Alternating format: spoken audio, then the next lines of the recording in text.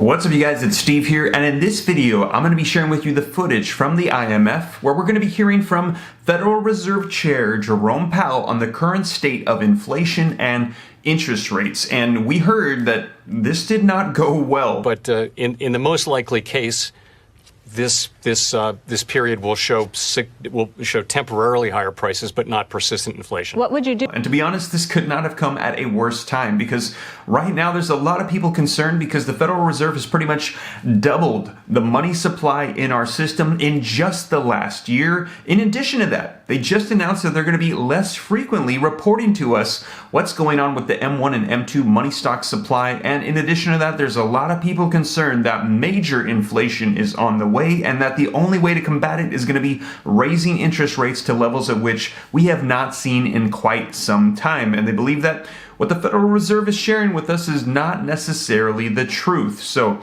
we're going to be taking a look at this video footage. You can let me know your thoughts. We're going to be analyzing it. And like I said, we heard this didn't go well, but I had to watch it when I heard there was a reaction from none other than Cathy Wood.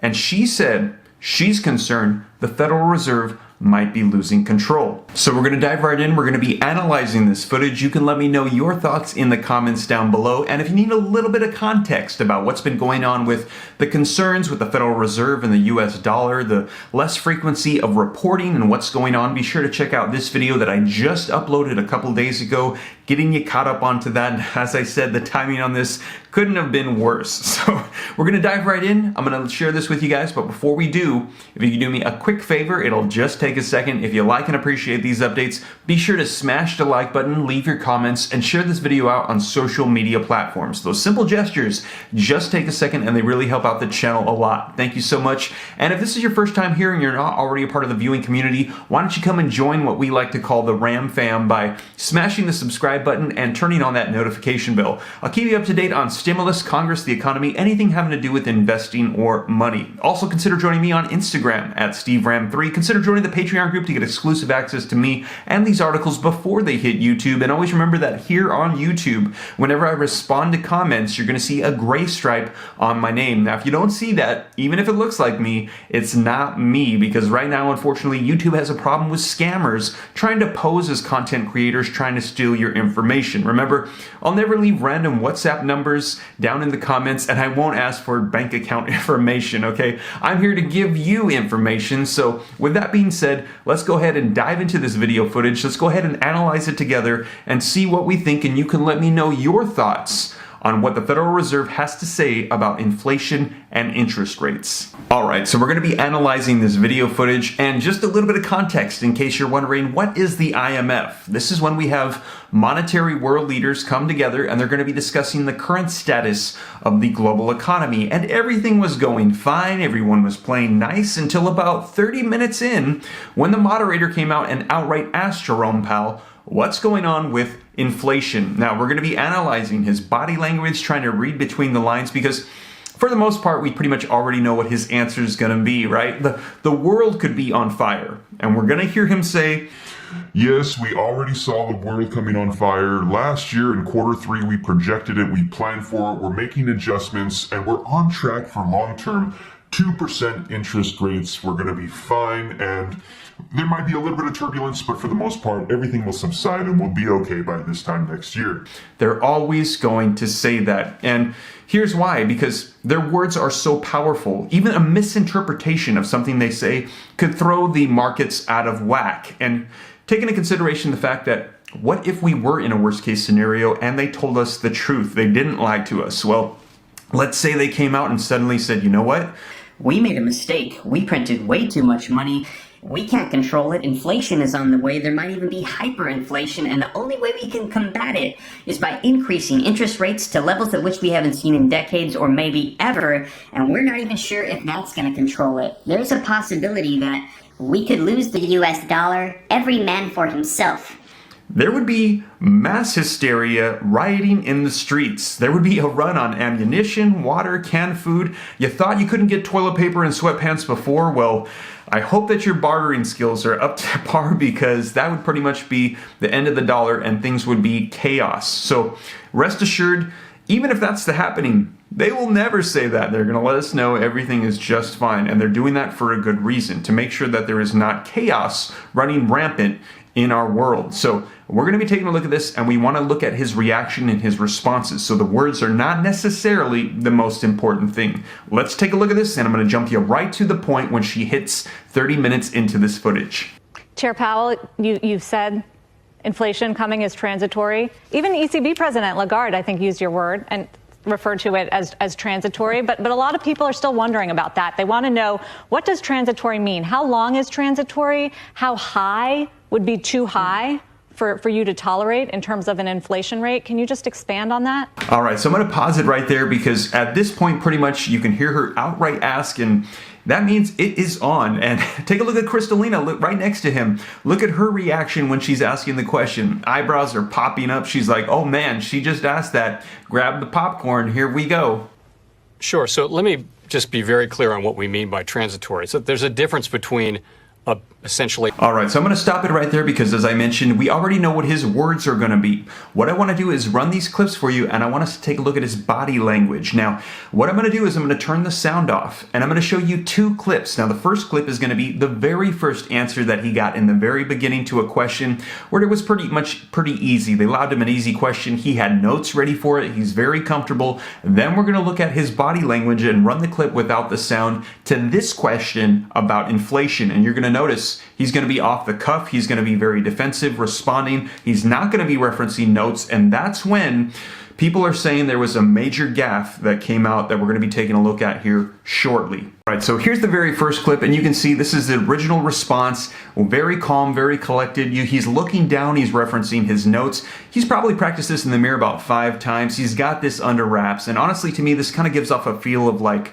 a Bible study. Like, he's already practiced this. He's giving you the Greek and Hebrew text that he's already looked up. He's got this in the bag, right? This is the first one.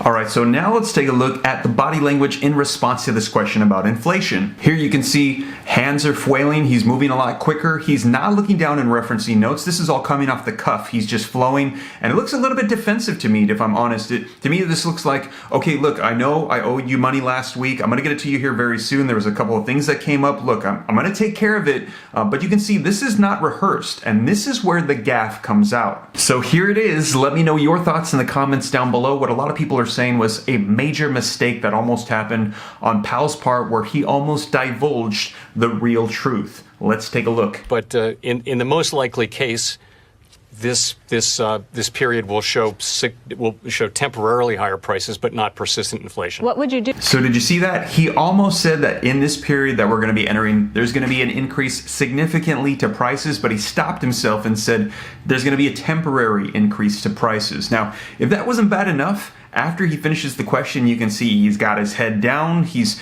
trying to scrounge up his notes again, trying to get back on track. And then the moderator hits him with another question pretty directly, asking him, are you now going to be increasing interest rates? And you can see, to me, it appears like he's a little bit flustered, and he does his best to respond to the question. Now, after we cover this, like I said, I'll share with you guys the entire clip so you can watch the whole thing and let me know your thoughts in the comments down below. But in the most likely case, this period will show temporarily higher prices, but not persistent inflation. What would you do? You would raise interest rates?